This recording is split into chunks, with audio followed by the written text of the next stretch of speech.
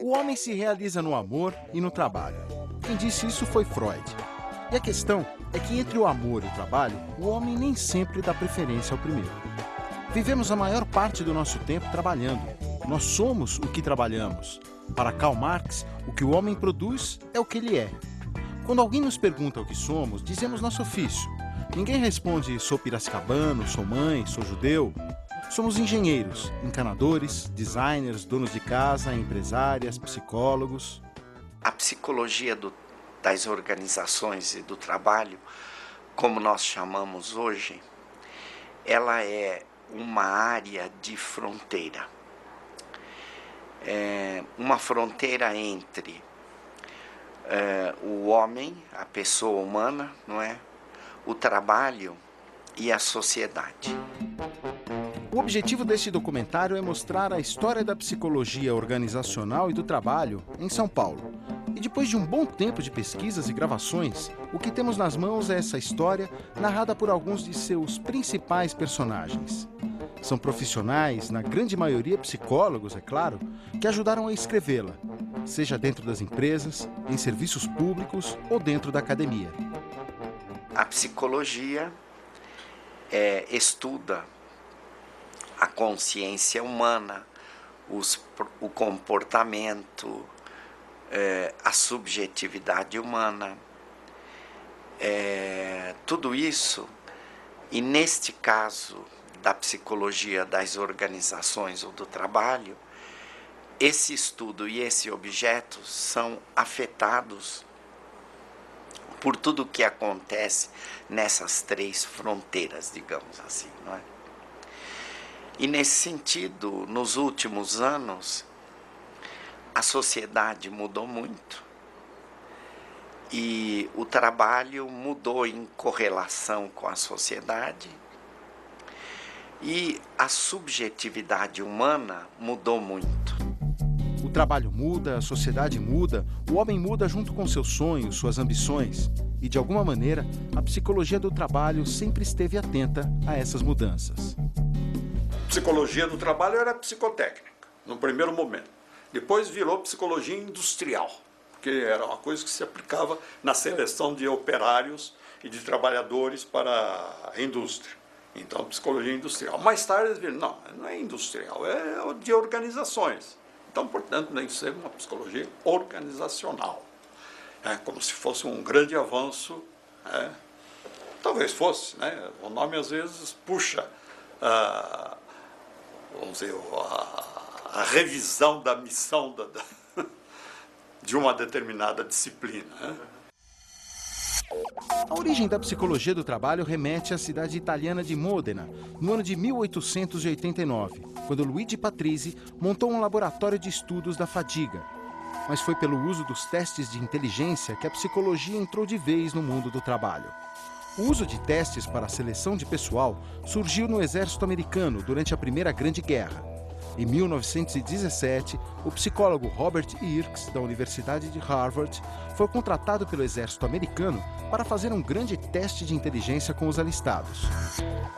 Mas Irks foi além e propôs que os testes também identificassem as aptidões de cada soldado e oficial. Era a procura do homem certo para o lugar certo, um preceito caro ao mundo do trabalho, mais especificamente ao taylorismo. Foi formada uma comissão que desenvolveu um grupo de testes chamado Army Alpha Test, que tinha várias formas. O Brasil importou isto dos Estados Unidos e adaptou esses testes aqui. Então, os primeiros testes aplicados no Brasil vieram dos Estados Unidos. Depois veio o DAT, o Differential Aptitude Test, que também foi adaptado para o Brasil. Houve a grande descoberta da psicotécnica, né? Isso é, a invenção dos testes psicológicos, tentando entender a pessoa e de uma forma, dentro da cientificismo da época, né? Que tinha que ser, a psicologia tinha que ser quase uma ciência pura, né? Então tinha que ter uma tecnologia também que sustentasse essa posição de ciência. Os testes chegaram com força poucos anos depois ao Brasil. Na década de 20 do século passado, o psicólogo francês Léon Walter, um dos pioneiros da psicotécnica, visitou o país. Pouco depois, outro francês, Henri Pierron, aportou para uma série de palestras e para ministrar um curso sobre testes psicológicos na Escola Normal de São Paulo, que na época contava com um laboratório de pedagogia experimental, dirigido pelo psicólogo italiano Ugo Pizzoli. Em 1924, os testes começaram a ser aplicados no Liceu de Artes e Ofício de São Paulo. A chamada psicotécnica, aos poucos se tornou um dos grandes ramos de atuação para o psicólogo.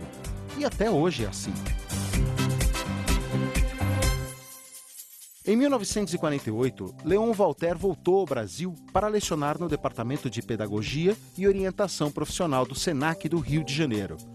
Trouxe consigo um jovem assistente, Pierre Weil, que acabou se tornando um dos principais nomes da psicologia no país.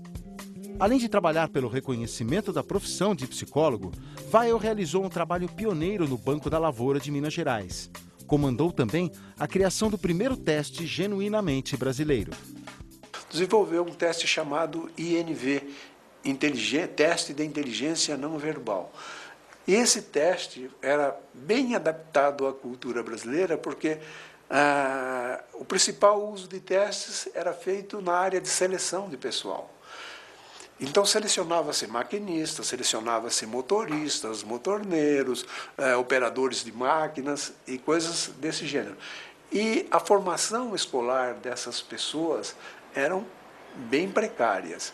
Então, você tinha que ter um teste de realização, um teste onde o sujeito pudesse desenvolver uma atividade prática e não remetesse as respostas às perguntas do teste ao nível de escolaridade que o sujeito tinha. Então, esse teste, os testes prediletos, inicialmente fundamentados, inicialmente formados, eram testes não verbais. Hoje, o psicólogo é uma profissão reconhecida, então não é qualquer pessoa que pode comprar um teste psicológico. Um teste psicológico hoje só pode ser vendido quando o comprador nos apresenta a sua carteira de filiação ao Conselho Regional de Psicologia. Então, os testes são de uso exclusivo dos psicólogos. Em 1927, os princípios tayloristas seriam questionados pela psicologia. É o ano da experiência Hawthorne.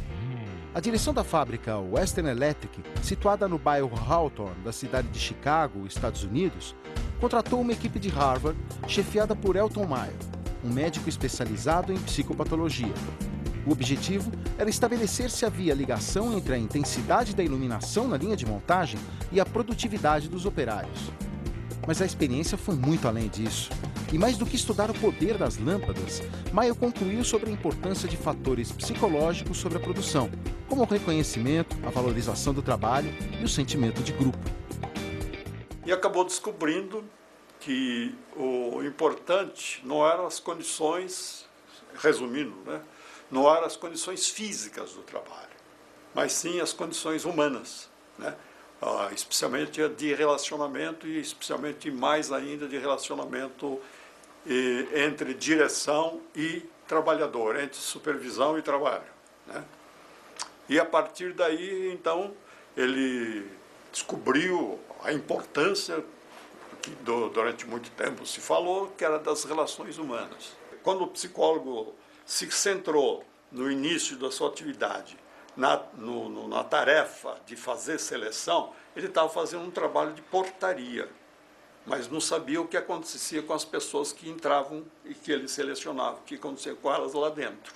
Então o psicólogo, atento a isso, ele abriu os olhos e falou, não, temos que entender lá dentro, não só entender o indivíduo, quero entender também o grupo onde ele está e entender o conjunto da obra, vamos dizer assim, que era a empresa onde ele estava, onde ele ia ser alocado. Então, essa evolução deve ter se passado em cada empresa e de acordo com cada psicólogo que estava lá, de acordo com a força que ele dispunha para fazer essas mudanças também, porque nem sempre era permitido. Eu te contratei para fazer seleção, faça seleção. Te contratei para fazer treinamento, faça treinamento. ou o que seja, né? E só mais tarde que começar um ou outro a entrar nessa coisa, não sei se é maior ou não, mas que para mim é mais realística, que é a de entender o conjunto da coisa. Porque o trabalho não é o trabalhador e empresa, né? Ele está lá dentro, ele está envolvido, né? Está informado, vamos dizer assim, por aquilo tudo que está em redor dele. Durante muitos anos, a psicologia caminhou entre essas duas vertentes, a psicotécnica e o trabalho dentro das organizações ligado à gestão dos recursos humanos. Mas veio a década de 80, veio o processo de redemocratização, a nova Constituição e o fortalecimento dos movimentos sociais. A Organização dos Trabalhadores trouxe à tona, entre vários pontos fundamentais, a questão da saúde do trabalhador. Nesse movimento, a psicologia acabou achando um novo espaço de reflexão e atuação. Ser psicólogo, né?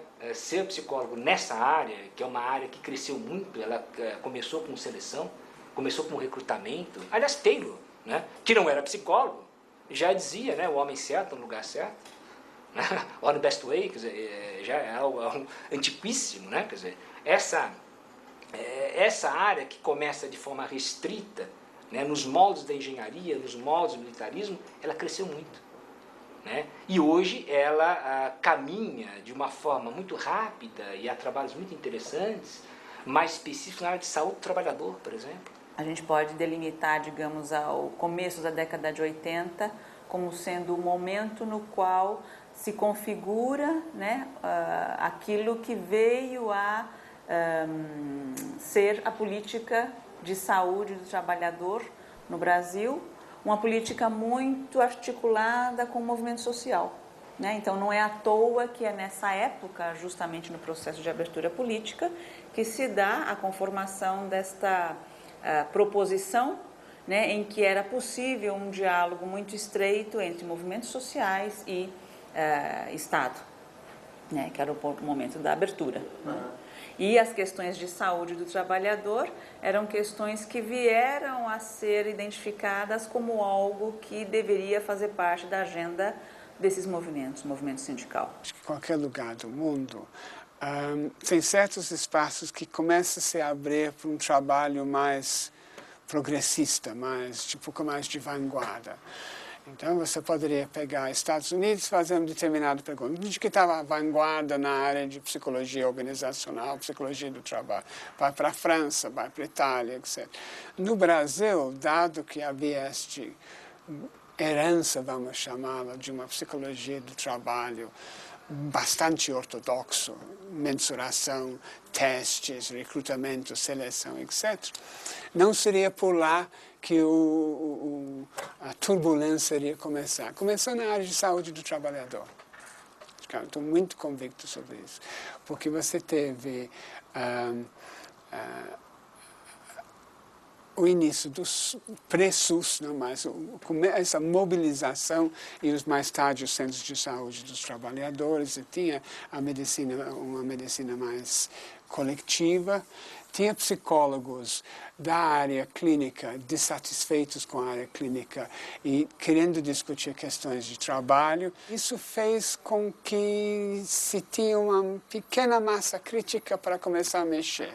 De repente, a grande questão é como é que a gente consegue abordar a saúde do trabalhador de uma maneira mais útil, mais concreto, falar sobre condições de trabalho, etc.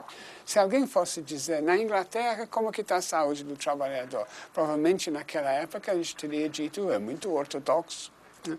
No Brasil, não, ela virou uma explosão. Eu estava vendo reuniões, quando a gente olha um pouco o currículo, pensando, não em termos de que eu tenho escrito, mas onde que eu fui, que eventos que eu participei, foi chamado a participar. Se vê neste período 80, 82, 83 até 88, foi muita coisa na área da saúde do trabalhador. Foi a escola que formou esta nova geração de psicólogos sociais.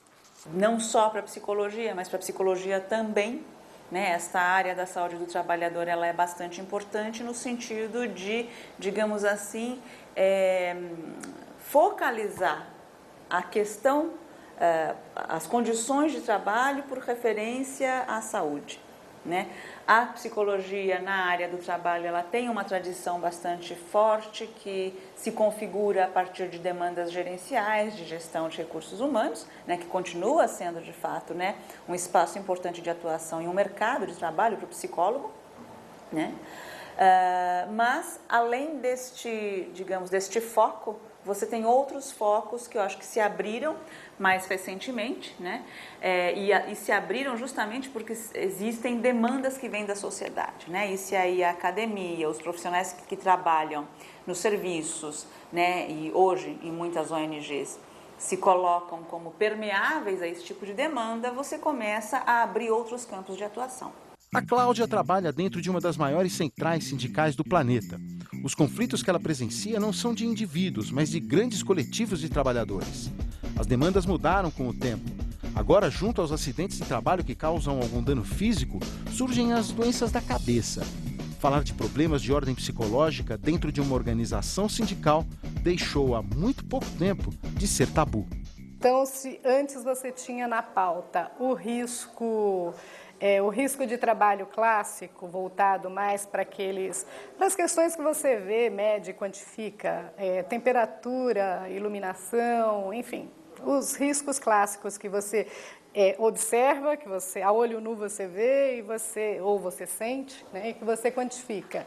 Então, hoje, além desses riscos clássicos que a gente ainda continua aí combatendo, também passa a fazer parte aí da preocupação do movimento sindical de um ponto de vista mais geral, a questão aí da pressão do trabalho, a questão aí do estresse. Agora é interessante porque o que ganhou força, na verdade, no movimento sindical é o debate sobre assédio moral. Então, eu acho que o grande mérito, eu posso estar fazendo uma grande distorção aí do conceito do assédio moral, porque o assédio moral, a leitura que eu faço, ele aborda um problema que sempre existiu, que é o sofrimento no trabalho. Então, é um conceito novo para um problema velho, né, para um problema que sempre existiu. Agora, o que eu achei interessante, porque quando você traz para o campo do assédio, você, de uma certa maneira, você politiza a demanda, né? Você politiza, você traz um outro elemento, o assédio, que por trás dele você pensa o assédio sempre do ponto de vista de uma assimetria de poder, né? Você pensa sempre o assédio do ponto de vista de um campo de forças. Então, ao trazer, né, esse conceito, vamos dizer assim, politizar o sofrimento, não sei se existe isso, se é correto dizer isso, do ponto de vista conceitual, o movimento sindical incorporou com mais facilidade essa dimensão do sofrimento pela via do assédio, né? Então, eu acho que o grande mérito desse novo conceito para o problema velho é essa questão do sofrimento do trabalho, ele ter ganhado mais visibilidade e musculatura, vamos dizer assim, no movimento sindical a partir do debate do assédio. Nós sabemos que você tem em certos setores, né, por exemplo, na área de aviação, que é uma coisa que eu pesquisei bastante, na área de aviação, você tem certas situações que requerem um acompanhamento, que é o cotidiano deles, requerem um acompanhamento constante por parte de um psicólogo, de uma equipe de psicólogos. Então, aquele psicólogo, ele pode o quê? Né? Ele pode vir a ser um elemento de apoio, de holding, né? E inclusive de reflexão, né? Que propicia uma reflexão para aquela pessoa, para que ela supere certas demandas, né? Um ambiente altamente desgastante em vários setores, né? Inerente à profissão, que ele vem exercer. Então você pode ter certas situações onde o psicólogo, ele não é um manipulador, obviamente, ele não está manipulando ninguém, ele não simplesmente não é um sujeito que vai aparar as arestas, o conflito capital-trabalho continua existindo, mas ele acaba sendo um elemento de apoio, inclusive psicológico, daquele trabalhador. Nesse sentido, ele pode ajudar até essa categoria profissional a reivindicar melhor, de uma forma mais amadurecida, o quê? As condições melhores de trabalho. Ele pode ajudar aquela pessoa a não se desestruturar, porque as pressões são muitas. Então ele pode fazer um trabalho que, ao mesmo tempo, é técnico, ao mesmo tempo ele é técnico e ele é político. E a organização muitas vezes sabe disso. Eu chegava em casa, não conseguia dormir direito. mais nervoso. A depressão. Pressão, que é muito grande, né? O início de síndrome do pânico. Crescer, né? Em cima, né? das pessoas. Política autoritária, né? Assédio moral. Muitos não estão preparados, não tiveram nenhum tipo de informação para isso, né? Doente, né?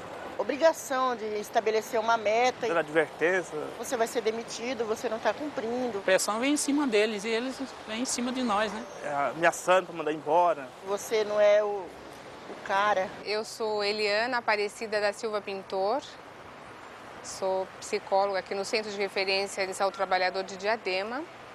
O Centro de Referência, ele é uma política federal, né? Ele vem a partir até da Constituição, que aqui no município foi assumida a partir de 95. Os trabalhadores chegam aqui encaminhados por sindicatos, pela rede de saúde pública, por outros trabalhadores, inclusive a nossa maior demanda é por outros trabalhadores mesmo. Quem é atendido recomenda, né? E eles vêm buscando identificar a sua doença com o trabalho. É uma equipe de médico, assistente social, fonoaudióloga, engenheiro do trabalho, técnico de segurança, enfermeira, voltado para a questão da doença ocupacional. Então, acho que o medo mais primitivo que a gente tem é o medo de cair para sempre. E quando o trabalhador chega aqui, geralmente ele está um pouco nessa condição, né? Ele se sente totalmente desamparado. Ele não sabe por onde ele vai começar. Ele está desvalido, né? O que ele tem é a força de trabalho e ele já não tem mais a força de trabalho, vamos dizer assim, né? O atendimento psicológico, ele traz uma forma de que você possa lidar não só com os seus problemas no trabalho, como também os pessoais. Ele vai buscar aonde esses dois pontos eles convergem para que está ocorrendo aquele problema com o funcionário, com o trabalhador.